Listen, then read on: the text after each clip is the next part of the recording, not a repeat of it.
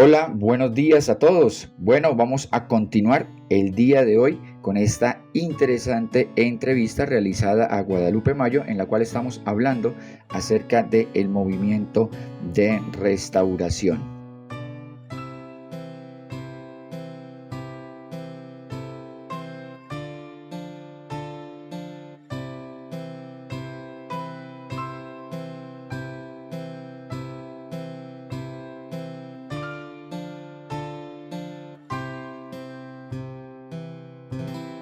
Pero el método o la estrategia de evangelismo que utilizaba era sus 5 dedos de la mano, ¿no? Él, como era profesor de música, se ponía a tocar música en los parques, específicamente un órgano, y él llamaba la atención de los niños, los cuales llegaban ahí, y él se le ocurrió que cada uno de los dedos de una mano podrían ejemplificar aspectos vinculantes con el evangelismo, ¿no? Entonces, de ahí esto de oír, creer, confesar, arrepentirse y bautizarse. Es interesante que nosotros hoy en día lo estructuramos, lo sistematizamos y lo enseñamos, y a veces no tenemos conciencia histórica de que hubo un tiempo específico donde surgió eso. Otro ejemplo que puedo dar es la frase hablamos donde la Biblia habla y callamos donde la Biblia calla.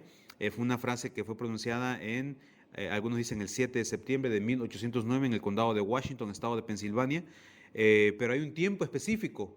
De hecho, yo estuve parado ahí en lo que se conocía como la iglesia de Brush Run. Hoy en día solamente queda una pequeña piedra opacada por la maleza que dice, ¿verdad?, de que ahí estuvo la iglesia de Brush Run, que antes era la Asociación Cristiana de Washington, un movimiento que empieza Campbell padre, una vez que se deja a los presbiterianos en Estados Unidos. Entonces, cosas como estas y otras más han formado lo que nosotros somos, estemos conscientes o no. Ahora, la pregunta puntual era, ¿cómo podemos cambiar esto? Bueno, yo creo que número uno es empezando a reconocer la importancia de la historia, empezando a reconocer que necesitamos construir más conciencia histórica. Yo, por ejemplo, este tema lo he abordado en muy pocas iglesias, en la iglesia donde me congrego actualmente, otra iglesia acá en Tegucigalpa, y lo he enseñado en 2 o 3 lugares donde forman ministros, pero son muy pocas las cosas o los espacios que se abren para conversar sobre esto. Entonces, creo que hay que empezar por ahí, creando conciencia histórica, y creo que si construimos esta identidad, estamos listos entonces para conversar con nuestro pasado, que no siempre resulta algo fácil, ¿no? A veces es muy incómodo hablar de nuestro pasado, incluyendo nuestro pasado religioso. Creemos que venimos de la Biblia, pero no podemos hacernos la vista gorda con lo que ocurrió en el siglo XIX, siglo XVIII. Hay cosas súper interesantes que no sé si se van a mencionar en este podcast, pero estamos omitiendo mucha información, pero ojalá nos dé, ¿verdad?, la conversación para guiarnos e irnos por ese camino, siempre en pro de construir esta identidad histórica de la cual estamos hablando. Y ahora que usted menciona que en algunas congregaciones ha podido enseñar esto, mi pregunta es, ¿cuál fue la reacción? ¿Cómo reaccionaron estas congregaciones cuando usted dio esta información? ¿Hubo tal vez resistencia acerca de esta información? Ok, bueno, yo creo que siempre es muy difícil clasificar la reacción de toda la audiencia, pero si me permitiera clasificarlo en tres, diría que hay un grupo que es opositor, se resiste al tema, el tema es muy difícil, el tema es muy incómodo, y entonces aquí surge la amnesia voluntaria, ¿no? Es decir, preferimos no hablar de eso, los Campbell no existieron, esto no ocurrió, no pasó, más cuando esta historia nos involucra con otros movimientos religiosos. Eh, por ejemplo, uno de los grandes, grandes amigos de Alexander Campbell fue Sidney Rigdon, el cual él abandonó el movimiento y se unió al movimiento mormón de José Smith, y pasó él a ser una de las figuras más significativas dentro del movimiento mormón. Cuando muere José Smith, se cree que el autor, el sucesor principal va a ser Sidney Rigdon, pero no, resulta que Brigham Young toma ese lugar Y Rigdon sigue con su movimiento, voy a llamarlo así, tal vez no es la mejor manera, su movimiento restaurador dentro del contexto mormón, bajo otros parámetros, bajo otros dogmas de fe. Entonces, hablar de todo esto es incómodo, entonces hay un grupo que es opositor. No, no hablemos de eso. Hay otro grupo que es abierto, dispuesto a dialogar con el pasado. Hay un grupo que, si bien resulta incómodo el tema, pero está dispuesto a conversar y a aprender.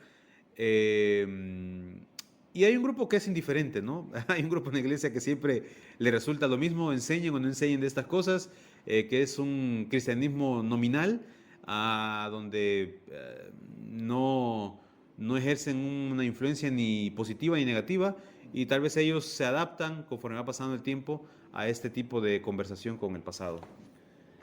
Yo creo que, bueno, con el primer grupo que usted mencionaba, de los que se resisten y tienen esta amnesia voluntaria, yo creo que hay un trabajo, de todos modos hay un trabajo que se debe hacer. Y digamos para la congregación en la que yo trabajo, que es una congregación nueva, ¿cierto? Que la mayoría de miembros son nuevos, ¿consideraría usted que es importante desde estos momentos que esta congregación está naciendo, que se aborden estos temas? Ok, yo creo que sí. Siempre le vamos a dar prioridad a la identidad bíblica. Siempre, siempre. Yo creo que la identidad bíblica siempre debe ser prioritaria. Y si tuviésemos una balanza, siempre la balanza se debe de inclinar hacia la parte bíblica, nuestras raíces en el Nuevo Testamento. Pero creo que nos hemos ido a un extremo de no hablar nada de identidad histórica. Y cuando digo identidad histórica me refiero a los acontecimientos más recientes, ¿no? Siglo XVIII y XIX. Creo que el momento propicio para empezar ese diálogo con el pasado es justo en el nacimiento de esta congregación, sin caer en el extremo de creer que somos totalmente producto de los últimos 200 años de historia, ¿no? Claramente no es así. Hay mucha discusión sobre hasta dónde se puede rastrear los movimientos de restauración. Algunos han llegado a los años 1600, otros se atreven a dar otras fechas, pero lo que sí es cierto que siempre ha existido un pueblo de Dios que ha seguido el cristianismo más sencillo y primitivo, y creo yo que independientemente de lo podamos rastrear históricamente o no, creo que siempre Dios ha tenido un grupo de personas fieles a su palabra. Ahora, ¿cuál ha sido ese grupo y quién ha sido ese grupo y dónde se rastrea ese grupo? Ahí es donde se genera la discusión y la controversia. Creo que el momento nunca es tarde. Si hay iglesias que tienen 35, 40, 50 años, vaya, por ejemplo, sabemos que nuestras iglesias de Cristo en Latinoamérica tienen alrededor de 50, 60 años. Los estadounidenses empezaron a hacer su gran movimiento misionero allá por la década de los 50, 60. Entonces, la Iglesia de Cristo en Latinoamérica es relativamente nueva, joven. Entonces, creo que con una iglesia joven podemos enseñar eso, iniciando desde creando esa conciencia histórica de quiénes fueron los iniciadores de la obra. Hay iglesias que no saben quiénes fueron los fundadores.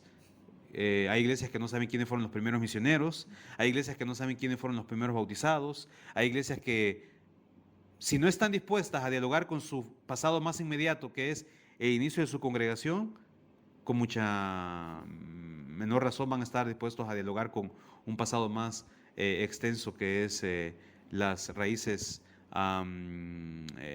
misioneras vinculadas con el país del norte, el país estadounidense. Para el próximo capítulo, no se lo pierda. ¿Cuál fue el papel que Dios jugó en el movimiento de restauración?